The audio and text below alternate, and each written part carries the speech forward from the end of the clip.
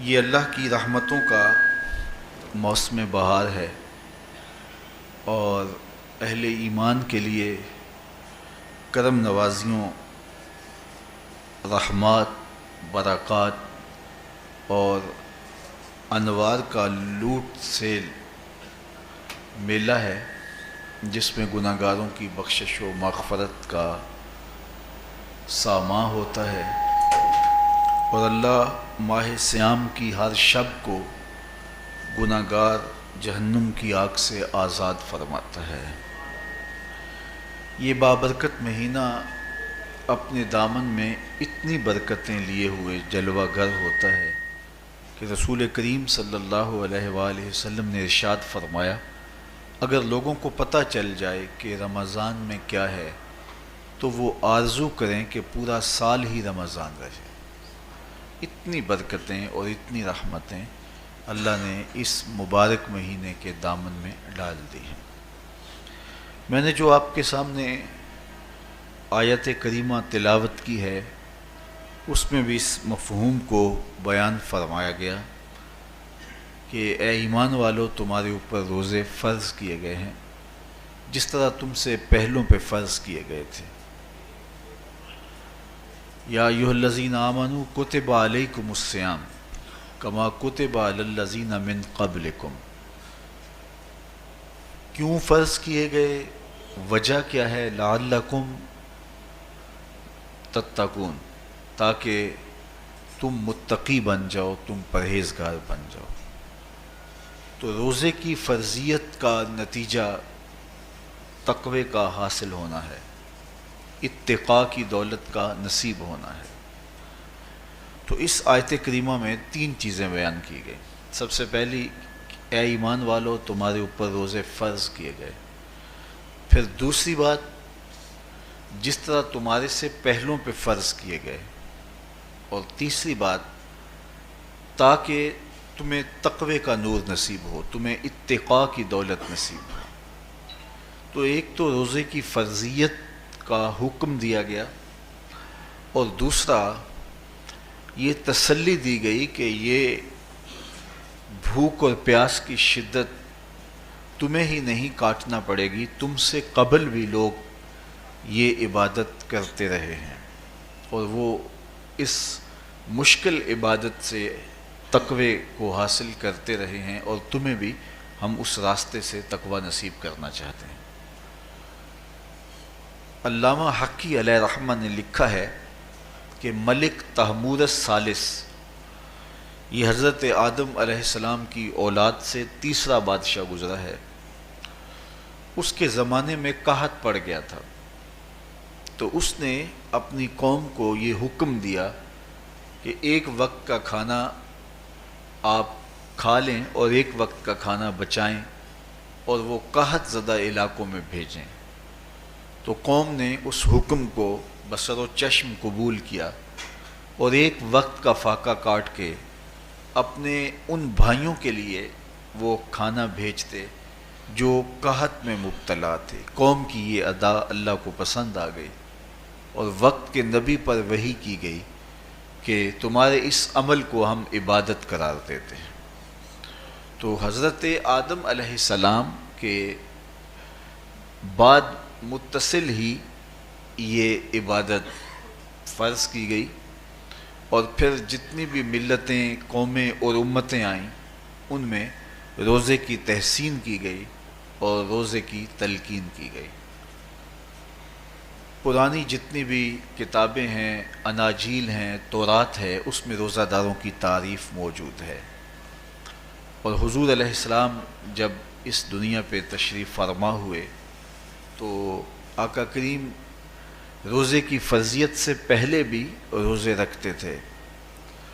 ویسے روزہ سن 2 ہجری کو فرض ہوا ہے، شعبان المعظم کے مہینے میں، لیکن اس سے قبل بھی ایام 20 کے حضور روزے رکھتے تھے، اور اس کے علاوہ بھی مختلف ایام میں اللہ کے محبوب روزے رکھتے تھے۔ روزے کی فرضیت کے بعد حضور علیہ السلام کی زندگی میں کل 9 رمضان آئے ہیں، جس میں 7 29 کے تھے اور 2 30 کے تھے۔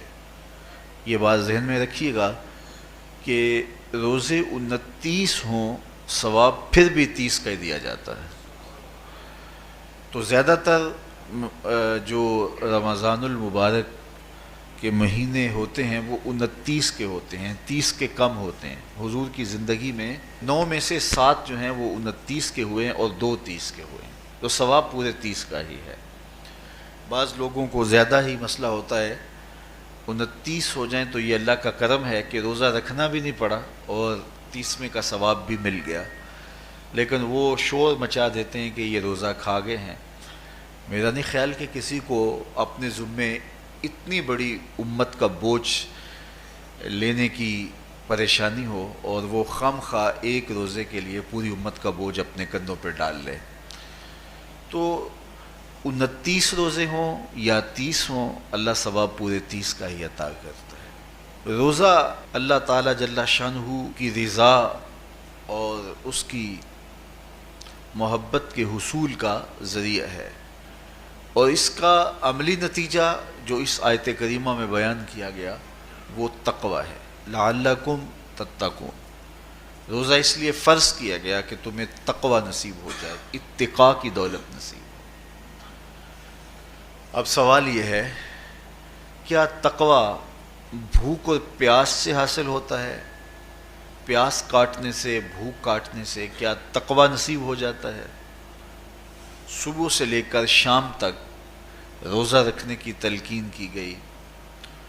یہاں ناروے میں اور مختلف ممالک کے اندر 20 گھنٹے کا روزہ ہے، اور ہمارے بھی یہاں 16-17 گھنٹے مسلسل شدت کی گرمی میں بھوک اور پیاس کاٹنا ہوتی ہے. اتنا طویل دورانیہ جو بھوک اور پیاس کاٹی ہے، اس کا مقصد رزق بچانا نہیں ہے، بلکہ وَيُزَادُ فِيهِ رِزْقُ الْمُؤْمِنِ، ماہ سیام میں مومن کا رزق بڑھ جاتا ہے. آپ اپنا بجٹ دیکھ لیجئے، باقی مہینوں کی نسبت ماہ سیام میں آپ کے اخراجات زیادہ ہوتے ہیں اور کشادگی ہوتی ہے.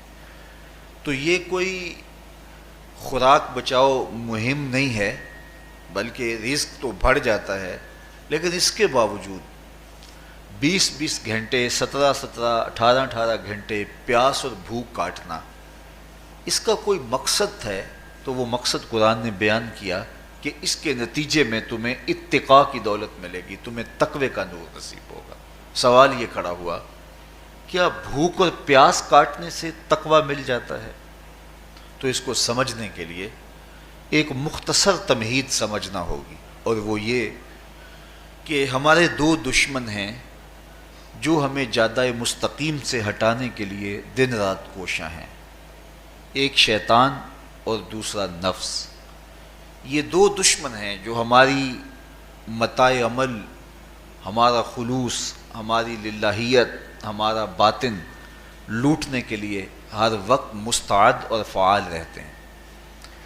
اب ان 2 دشمنوں سے ہمارے تنہا ناتواں وجود کا مقابلہ ہے، اور ان میں سے جو بڑا دشمن ہے وہ نفس ہے، کیونکہ شیطان نے جب انکار سجدہ کیا تو ہم تو یہ کہتے ہیں کہ ہمیں شیطان نے بہکا دیا، لیکن شیطان نے جب انکار سجدہ کیا اور خود بہک گیا تو اس وقت کوئی دوسرا شیطان تو نہیں تھا جس نے شیطان کو بہکایا، وہ نفس تھا جس نے شیطان کو شیطان بنایا. اس نے اندر سے کہا انا خیر منہ، میں بہتر ہوں. تو یہ انانیت جو تھی، انا خیر منہ، اس نے اس کو بہکایا. تو شیطان کو شیطان بنانے والا نفس ہے، تو نفس شیطان سے بھی بڑا دشمن ہے. ایک بزرگ تھے، وہ ساری زندگی اپنی زبان پہ انا کا لفظ نہیں آنے دیتے تھے. اس مفہوم کو بیان کرنا ہوتا تو وہ با الفاظ دیگر بیان کرتے. میں کا لفظ، انا کا لفظ وہ اپنی زبان پہ ساری زندگی انہوں نے جاری ہی نہیں ہونے دیا. کہتے تھے اس لفظ نے شیطان کا بیڑا غرق کر دیا، تو میں یہ لفظ زبان پہ آنے نہیں دوں گا. اچھا، بندے بھی بڑے عجیب ہوتے ہیں. کسی نے کہا لو ان کی زبان پہ یہ لفظ آتا کیوں نہیں، میں جاتا ہوں اور ان کی زبان پہ یہ لفظ آئے ہی آئے. چلے گئے. بزرگ تشریف فرما تھے، نماز کا وقت قریب ہو رہا تھا. حضرت ایک مسئلہ پوچھنے آیا ہوں. کہا پوچھیے. شیطان کو کس چیز نے برباد کیا؟ حضرت آپ تو بولیں گے کہ میں نے، آنا نے، تو کہوں گا جیسے بھی ہوا ان کے زبان پہ لفظ میں تو آ ہی گیا نا. تو وہ بزرگ بھی بڑے سیانے تھے، اس کی نیت کا کھوٹ سمجھ گئے. فرمانے لگے بیٹا نماز کا وقت ہو گیا ہے، نماز پڑھ لیتے ہیں پھر اس پہ بات ہوتی ہے. نماز ہوئی، سلام پھرا تو خود ہی فرمانے لگے کسی نے کہا تھا کہ شیطان کو کس چیز نے برباد کیا، جواب دینا چاہ رہا ہوں کس نے پوچھا تھا، جھٹ کھڑا ہو گیا، میں نے کہا اسی چیز نے اس کا بیڑا غرق کر دیا. تو جو نفس تھا وہ شیطان کو شیطان بنانے والا ہے. تو ہمارے ساتھ نفس بھی لگا ہوا ہے، ہمارے پیچھے شیطان بھی لگا ہوا ہے. شیطان بھی بڑا مکار دشمن ہے، چھوٹا دشمن یہ بھی نہیں ہے. یہ ہماری متاع عزیز کو، متاع ایمان کو، متاع عمل کو، متاع خلوص کو لوٹنے کے لیے دن رات مستعد اور فعال رہتا ہے. اللہ کے محبوب نے فرمایا الشیطان جاسم علی قلب ابن آدم فاذا ذکر اللہ خانسہ واذا غفل وسوسہ. شیطان اولاد آدم کے دل پہ قبضہ جما کے بیٹھ جاتا ہے. جب یہ اللہ کا ذکر کرتا ہے تو بھاگ جاتا ہے، اور جب یہ اللہ کے ذکر سے غافل ہوتا ہے تو یہ وسوسہ اندازی کرتا ہے. تو شیطان اولاد آدم کے دل پہ قبضہ جماتا ہے. اسے پتہ ہے کہ دل قابو میں آ گیا تو پورا بدن قابو میں آ گیا، چونکہ میرے اعضائے بدنیاں میرے دل کے تابع ہیں. موسم اچھا ہے، رت سہانی ہے، صحن چمن میں پھول کھلے ہیں، لیکن میرا دل نہیں چاہ رہا تو ٹانگیں جنبش ہی نہیں کریں گی. مرغن غذائیں سامنے پڑی ہیں اور آپ کا تقاضا ہے کہ جناب لے لیجئے، لیکن میرا جی نہیں چاہے گا تو ہاتھ جنبش نہیں کریں گے. آسمان ستاروں اور کہکشاؤں سے بھرا ہوا ہے، جی نہیں چاہے گا تو نظر نہیں اٹھے گی. آپ سماعتیں بچھائے بیٹھے تھے، جی نہیں چاہے گا زبان نہیں بولے گی. تو پورے آزاد دل کے تابع ہیں، اور اگر دل شیطان کے تابع ہو گیا، اس کے ہتھے چڑھ گیا، تو پھر اعضاء وہی کریں گے جو شیطان چاہے گا. اور اگر یہ دل مالک کی محبت سے سرشار ہوگا تو پھر دل جو چاہے گا وہی اعضاء کریں گے. تو دل اللہ کی نافرمانی کی چاہت ہی پیدا نہیں ہونے دے گا، تو اعضائے بدنیاں کا رخ بھی اللہ کی رضا کے حصول کے لیے ہوگا. تو شیطان بھی قبضہ دل پہ جماتا ہے اور دل کو قابو میں کر کے حضرت انسان کا بیڑا غرق کرتا ہے. اللہ تعالیٰ کا کرم یہ ہوا اذا جاء رمضان سلسلۃ الشیاطین. اللہ کے محبوب علیہ السلام ارشاد فرماتے ہیں جب ماہ صیام آتا ہے تو شیاطین جکڑ دیے جاتے ہیں، جنت کے دروازے کھول دیے جاتے ہیں، جہنم کے دروازے بند کر دیے جاتے ہیں. اب ہمارے دو دشمن تھے، ایک نفس اور دوسرا شیطان. دونوں کے مقابلے میں ناتواں اور کمزور جان کو مقابلے میں آنا پڑتا تھا. لیکن جب ماہ صیام آیا، یہ ماہ انور آیا، تو ہمارے دو دشمنوں میں سے ایک دشمن باندھ دیا گیا. اب ہمارا مقابلہ صرف ایک دشمن سے رہ گیا. دیکھیے ماہ رمضان آتا ہے تو مسجدوں کے در کشادہ ہو جاتے ہیں، لوگوں کا رجحان دین کی طرف ہوتا ہے. جو 5 نمازیں بھی نہیں پڑھتے ہوتے ان کو تراویح میں بھی کھڑا ہوتا دیکھتے ہیں. اہتمام ہوتا ہے، نیکی کا، صدقہ و خیرات کا ماحول پیدا ہوتا ہے. ایسا کیوں ہے کہ شیطان بند گیا؟ لیکن اس کے باوجود نظر بھٹک رہی ہے، خیالوں میں آوارگی ہے، اور رشوت کا بازار گرم ہے. کیوں؟ کہ ابھی نفس موجود ہے. تو نیکی کا جو ماحول پیدا ہوا یہ شیطان کے بند جانے کی وجہ سے، اور برائی کا ماحول اب بھی موجود ہے یہ نفس کے موجود ہونے کی وجہ سے. تو ہمارے دو دشمن ہیں جو ہمیں جادہ مستقیم سے ہٹاتے ہیں، ایک شیطان اور دوسرا نفس. اب جب ماہ صیام آیا تو شیطان باندھ دیا گیا. اب ہمارا مقابلہ صرف نفس سے ہے، اور یہ نفس شیطان سے بھی بڑا دشمن ہے. شیطان کو شیطان بنانے والا نفس ہے، اور وہ ہمارے ساتھ جڑا ہوا ہے. ماہ صیام میں شیطان تو بند گیا لیکن نفس نہیں بندھا. اب ہمیں اپنے نفس کو کمزور کر کے اور اپنی فتح حاصل کرنی ہے اور تقوی کی منزل کو پانا ہے. اب شیطان تو اللہ نے باندھ دیا، اب نفس کو کیسے باندھے؟ تو آئیے نفس کی بندش کیسے ہوگی یہ کسی ایکسپرٹ سے پوچھیں گے کہ یہ کیسے اس کو باندھیں گے، اس کو کیسے قابو میں کریں گے. تو کسی ایسے شخص سے پوچھیں جو اس شعبے کا ماہر ہو. تو علامہ اقبال کے مرشد ملا جلال الدین رومی علیہ رحمہ کہتے ہیں آؤ تمہیں میں ایک معالج کا پتہ دیتا ہوں جو تمہیں اس بیماری کا علاج بتائے گا. اور اس کی بندش کے طریقے بتائے گا۔ شیخ رومی علیہ رحمہ فرماتے ہیں ہفت شہر عشق را اتار گشت ما ہنوز اندر خم یک کوچام۔ عشق کے 7 شہر شیخ فرید الدین اتار گھوم چکے ہیں، اور میرے جیسا شخص عشق کے پہلے شہر کی پہلی گلی کے کونے پہ کھڑا ہے۔ اب اندازہ کیے کہ جن کا پتہ حضرت ملا جلال الدین رومی دے رہے ہیں وہ کس بلند مرتبے پہ فائز المرام ہے۔ فرمایا کہ وہ عشق کے 7 شہر گھوم چکے ہیں اور میں پہلے شہر کی پہلی گلی کی نکر پہ کھڑا ہوں۔ اب شیخ فرید الدین علیہ رحمہ سے پوچھئے کہ شیطان تو بند گیا، اب نفس کا وبال ہمارے اوپر پڑ رہا ہے اور ہم اس کے باوجود ماہ صیام کے اندر گناہوں میں منہمک ہیں، تو ہمیں بتایا جائے کہ اس نفس کا علاج کیسے کیا جائے۔ ہمیں آپ کا پتہ بتایا گیا ہے۔ تو شیخ فرید الدین اتار بولے نفس نتواں کشت الا باسے چیز بات گوئم یاد گیرش اے عزیز۔ نفس نہیں مرتا، لیکن اگر 3 اسلحے تیرے پاس ہوں تو یہ ٹھہر بھی نہیں سکتا۔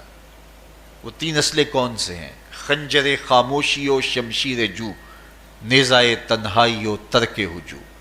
خاموشی کا خنجر، بھوک کی تلوار اور تنہائی کا نیزہ۔ یہ 3 اسلحے ایسے ہیں اگر تو یہ لے کر کے نفس پہ ٹوٹ پڑے تو پھر نفس کا مقابلہ تیرے لیے آسان ہوگا۔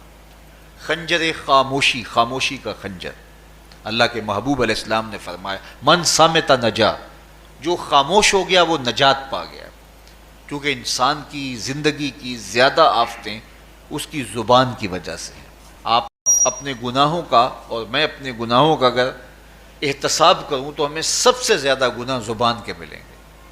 آنکھیں بھی گناہ کرتی ہیں، ہاتھ بھی گناہ کرتے ہیں، پاؤں بھی گناہ کرتے ہیں، لیکن سب سے زیادہ گناہ زبان کرتی ہے۔ جھوٹ بھی بولتی ہے، غیبت بھی کرتی ہے، شکوہ بھی کرتی ہے، گالی سب و شتم اور کیا کچھ زبان کے گناہ ہیں۔ اسی لیے اللہ کے محبوب نے فرمایا جو تمہارے 2 جبڑوں کے درمیان ہے یعنی زبان اور 2 ٹانگوں کے درمیان ہے تمہاری پارسائی کی جگہ، تم ان 2 چیزوں کی مجھے ضمانت دے دو، میں محمد تمہیں جنت کی ضمانت دے دیتا ہوں۔ تو انسان کے سب سے زیادہ گناہ زبان کے ہیں اور اس کی پارسائی کی جگہ کے۔ تو اس لیے میرے حضور نے فرمایا من صامت نجا، جو خاموش ہو گیا وہ نجات پا گیا۔ خنجر خاموشی، خاموشی کا خنجر نفس کشی کا ایک مؤثر ذریعہ ہے۔ اور دوسری بات بشمشیر جو، اور بھوک کی تلوار۔ تو بھوک سے نفس کا مقابلہ کیا جا سکتا ہے، بھوک کی تلوار سے نفس کا سر کاٹا جا سکتا ہے۔ اللہ کے محبوب کا فرمان سنیے یا معاشر الشباب من استطاع منکم الباء فلیتزوج فإنہ اغض للبصر واحسن للفرج فمن لم یستطع فعلیہ بالصوم فإنہ لہ وجاء۔ اے جوانوں کے گروہ، تم میں سے اگر کوئی نکاح کرنے کی طاقت رکھتا ہے تو وہ دیر نہ کرے، فی الفور نکاح کر لے، یہ نظر کا اور پارسائی کا محافظ ہے۔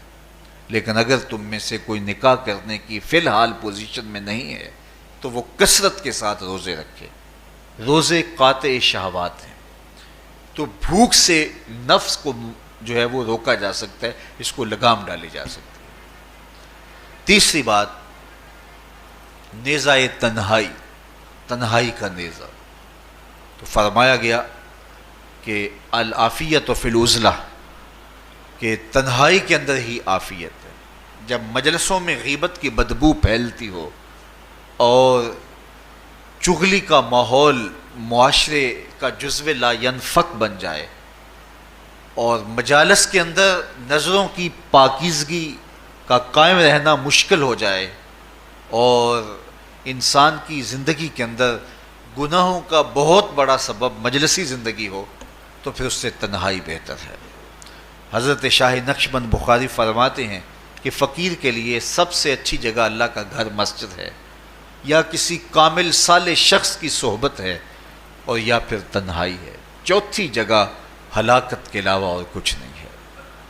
ہمیں اپنے کاروبار میں، اپنے معاملات میں، اپنی ملازمتوں میں جانے کی تلقین کی گئی تو وہاں یہ تلقین کی گئی کہ دیر سے جاؤ جلدی واپس آ جاؤ، اور مسجد میں جاتے ہوئے تلقین کی گئی کہ جلدی جاؤ اور دیر سے واپس آؤ۔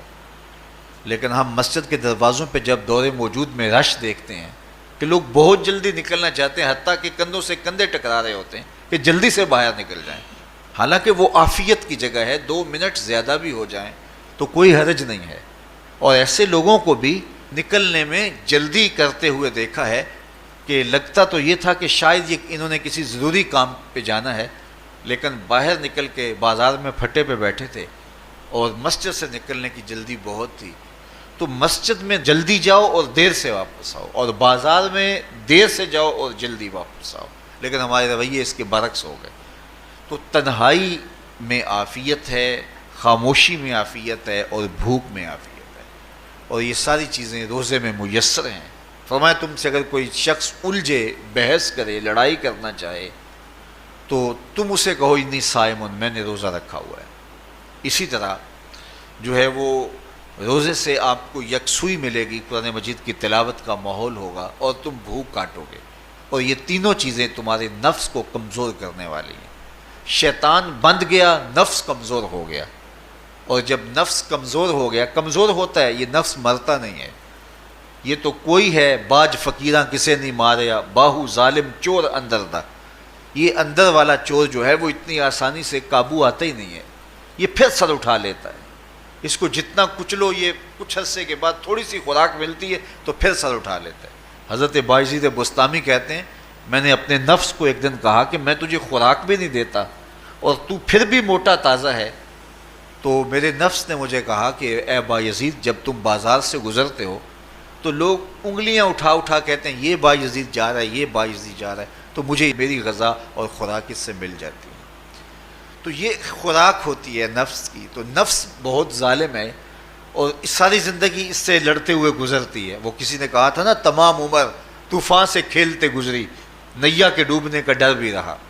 تو یہ ساری زندگی اس طرح ٹکراتے ہوئے سے گزرتی، لیکن جب کمزور ہو جائے تو پھر یہ شیطان کو جو ہے وہ موقع نہیں دیتا ہے۔ لیکن اگر نفس اگر ماہ صیام میں ہمارا کمزور نہ ہوا، صرف ہم نے بھوک ہی کاٹی اور باقی اپنے معمولات وہی رکھے، تو میرے حضور نے فرمایا جس نے جھوٹ اور برے کام نہیں چھوڑے اور جھوٹے کام ترک نہیں کیے، اس کے بھوکا اور پیاسا رہنے کی اللہ کو کوئی ضرورت نہیں ہے۔ روزہ تو ایک مشق تھی، یہ تو باطن کی تطہیر کا ایک ذریعہ تھا، یہ تو من کی تہذیب کا ایک ذریعہ تھا، یہ تو نفس کی شر سے اپنے آپ کو بچانے اور شیطان کے مکر و فریب سے بچانے کا ایک ذریعہ تھا۔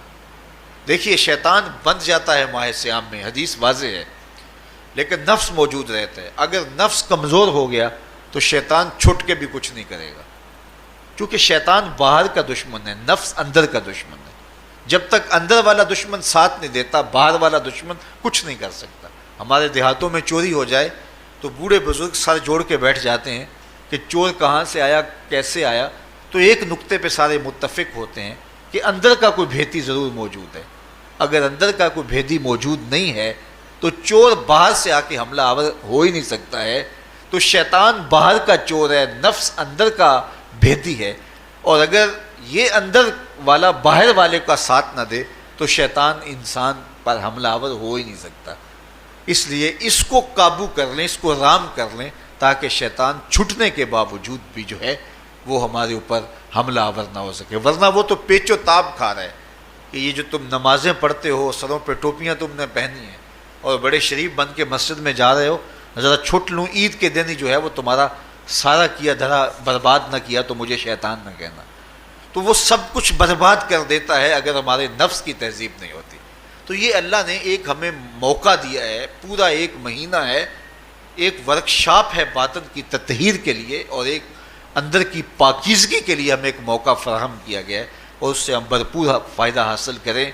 قرآن مجید کی کثرت کے ساتھ تلاوت، صلاۃ التراویح میں شمولیت، اور خاموشی کا اختیار کرنا، اور جو ہے وہ اللہ کے ذکر فکر کی طرف متوجہ رہنا اور بھوک کاٹنا، اس کا عملی نتیجہ یہ ہوگا کہ اتقاء کی دولت نصیب ہوگی۔ دیکھیے ماہ صیام میں ہمیں ان کاموں سے بھی روک دیا گیا جو کہ کام جائز تھے، کھانا پینا اور جو ہے وہ اپنی منکوحہ سے جنسی تعلق، یہ تو وہ امور تھے کہ جو جائز تھے، مشروع تھے، لیکن اوقات روزہ میں ان جائز کاموں سے بھی ہمیں روک دیا گیا۔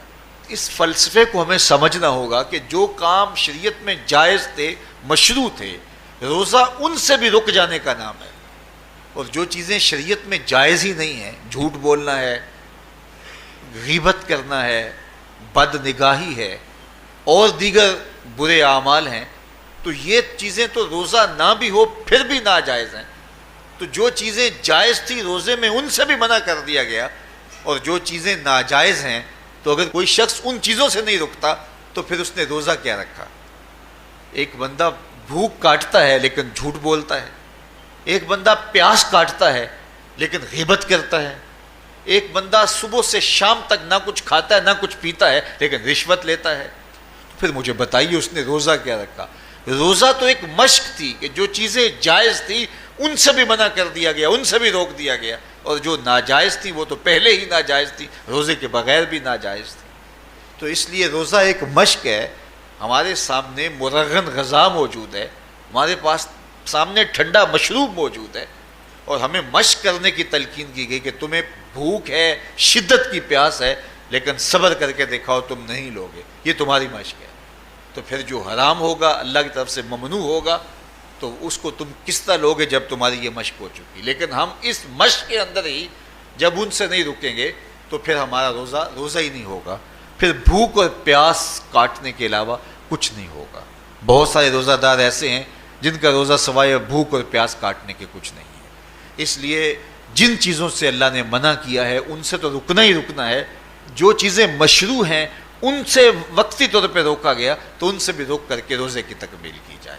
اچھا، روزے میں ایک اور چیز ہے کہ ہمارے صوفیاء مراقبہ کر کے ایک دولت پاتے ہیں، اور وہ کیا کہ اللہ دیکھ رہا ہے۔ وہ مراقبے میں بیٹھ جاتے ہیں اور اس تصور میں ڈوب جاتے ہیں کہ میرا اللہ مجھے دیکھ رہا ہے، اور یہ یقین اپنے اندر اتارتے رہتے ہیں۔ اس کا نتیجہ یہ ہوتا ہے کہ پھر گناہ کرنا مشکل ہو جاتا ہے۔ یہ تصور جب بندے کے ساتھ جڑ جاتا ہے کہ میرا اللہ مجھے دیکھ رہا ہے۔ ماہ سیام میں یہ دولت اللہ بانٹ دیتا ہے۔ جو مراقبے سے صوفیاء حاصل کرتے ہیں، اللہ تعالیٰ اس دولت کو اہل ایمان پہ چھڑک دیتا ہے۔ کڑکتی دھوپ، برستی گرمی، زباں کانٹا، ہونٹ خشک، ٹھنڈا پانی دستیاب، دروازہ مقفل، کوئی دیکھنے والا بھی نہیں ہے، لیکن بندہ ایک گھونٹ بھی نہیں پیتا، وضو کرتے بھی احتیاط کرتا ہے کوئی قطرہ حلق سے نیچے نہ اتر جائے، کیوں کہ میرا اللہ مجھے دیکھ رہا ہے۔ جو چیزیں صوفیاء کو مراقبے سے نصیب ہوتی ہیں، ماہ سیام میں اللہ اس دولت کو بانٹ دیتا ہے، چھڑک دیتا ہے، بارش کی طرح وہ دولت برستی ہے، اور یہ تصور ہمارے ساتھ جڑ جاتا ہے کہ میرا اللہ مجھے دیکھ رہا ہے۔ ہم پانی نہیں پیتے، اللہ دیکھ رہا ہے، مرغن غذائیں موجود ہیں کہ اللہ دیکھ رہا ہے۔ تو میں یہ پوچھتا ہوں کہ ہم کھانا نہیں کھاتے کہ اللہ دیکھ رہا ہے، ہم پانی نہیں پیتے کہ اللہ دیکھ رہا ہے، لیکن جب رشوت لے رہے ہوتے ہیں اللہ اس وقت نہیں دیکھتا؟ جب نظر بھٹک رہی ہوتی ہے اللہ اس وقت نہیں دیکھتا؟ جب خیال بہک رہا ہوتا ہے اللہ اس وقت نہیں دیکھتا؟ جب سوچوں میں آوارگی آتی ہے اللہ اس وقت نہیں دیکھتا؟ تو یہ صرف وہ کھانے اور پینے کو ہی دیکھ رہا ہے، باقی امور زندگی کو نہیں دیکھ رہا، اور وہ کیا صرف رمضان میں دیکھتا ہے، غیر رمضان میں نہیں دیکھتا؟ تو یہ جو نور اترا تھا ماہ سیام میں، اس کو اپنے اندر اگر جذب کر لیا جائے تو زندگی سنور جاتی ہے۔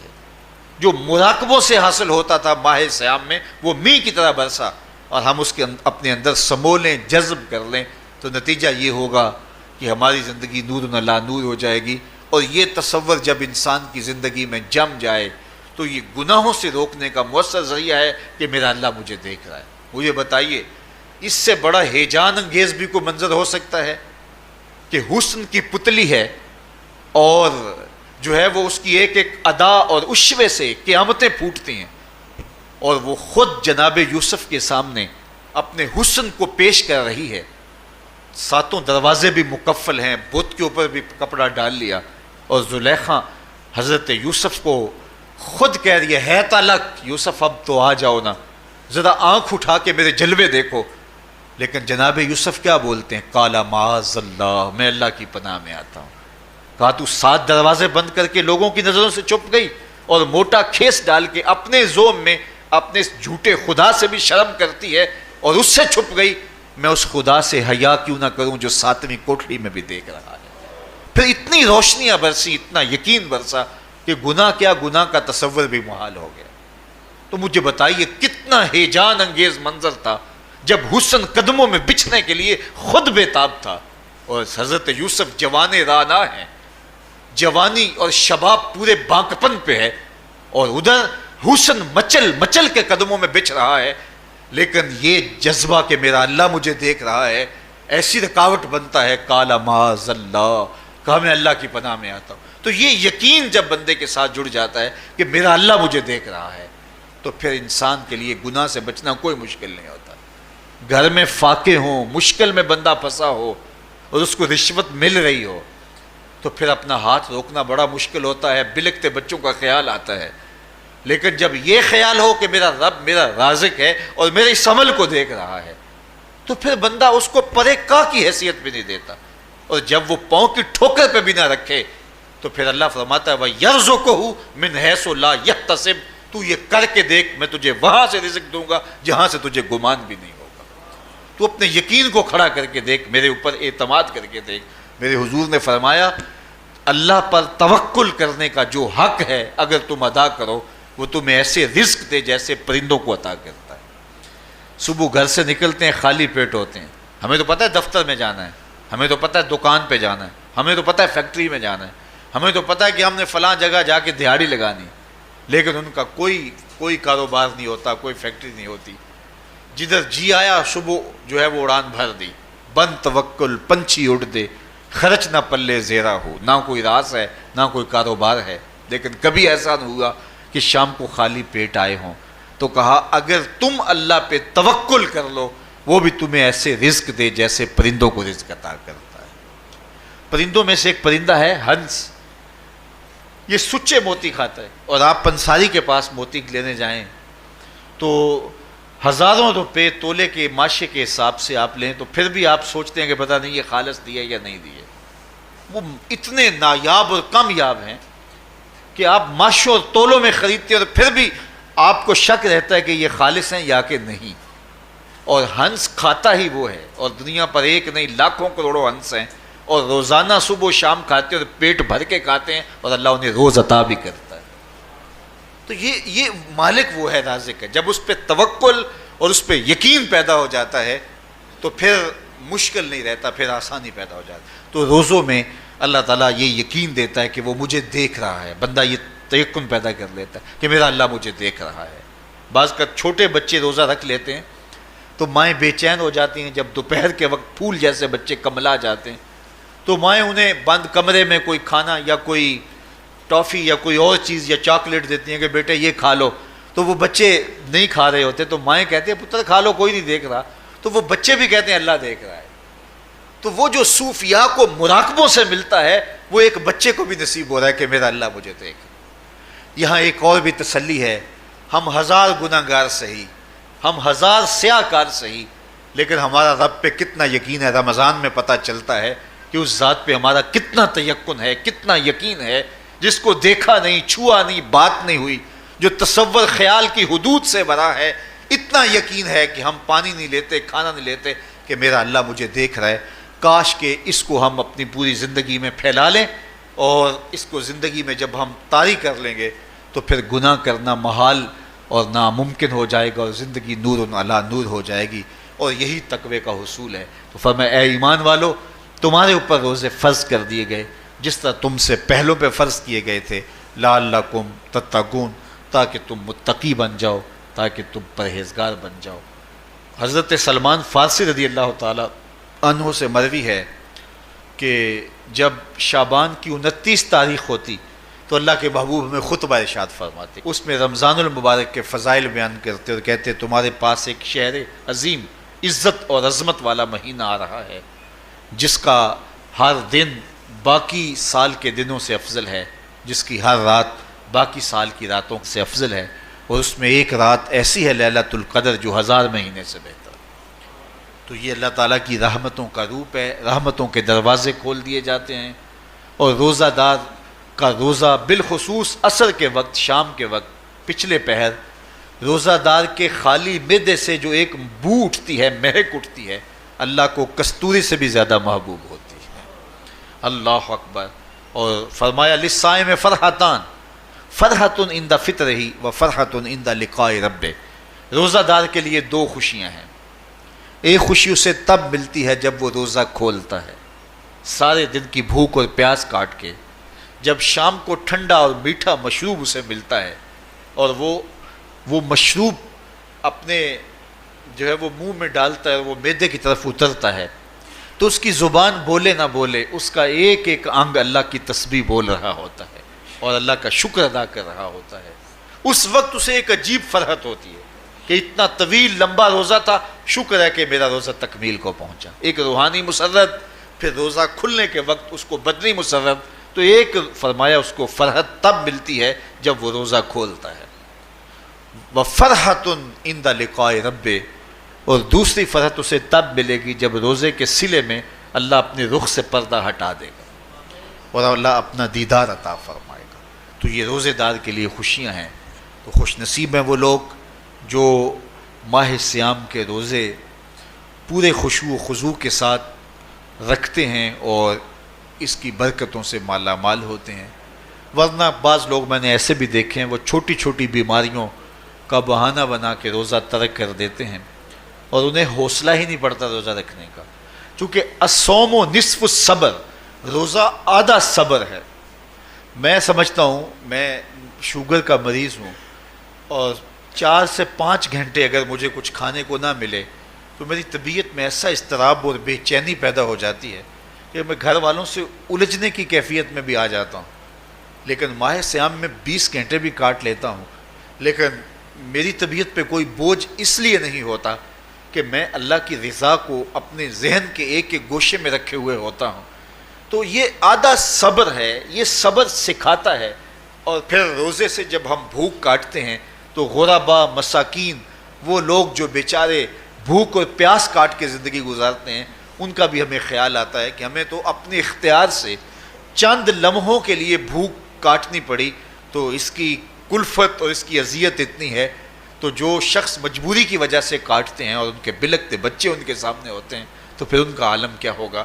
تو اس سے پھر صدقہ اور خیرات کا ماحول پیدا ہوتا ہے اور ہم غربا کو اپنے ساتھ خوشیوں میں شریک کرتے ہیں.